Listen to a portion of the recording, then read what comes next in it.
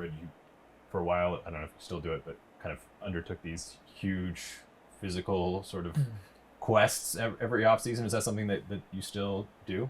Yeah, we've done a few of them. They're called Misogis, and um, it's basically you find some challenge that something you don't have a lot of experience with, something you've never really done, and then you try to do it for an extremely long period of time. And you have, for the ones that I've been doing are mostly kind of physical challenges because we're guys and this is kind of what we do, right? But it could be anything. But anyway, so you find something you're not very comfortable doing or you haven't really done much of, and you do it for a long period of time, and you start to just really find all the details of whatever it is that you're doing.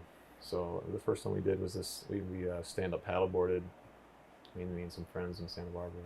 Stand up paddleboarded from the Channel Islands to Santa Barbara. It was like 30 miles across the open ocean, and I'd only paddleboarded like 3 times before, and so it was this like daunting challenge going across the other side because we're like in these waves, and like this little boat that we're taking across is like getting sloshed in the waves. I'm like, we're never gonna make it back, but you just get lost in the details, right? And you try to start thinking about how I'm holding the paddle and then how my feet are on the board, and if I turn my feet out a little bit, I got a little bit better balance, and then how do I engage my core? And I just kind of built my way up all the way through my body.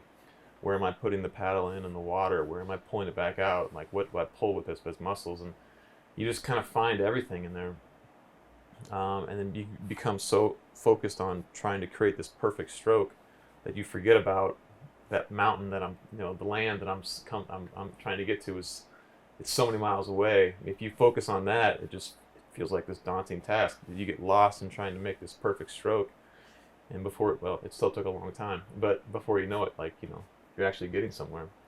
And so I tried to take that into shooting, and like how do I tried to really break down all the details of my shot and just what are my fingertips doing? How am I catching the ball?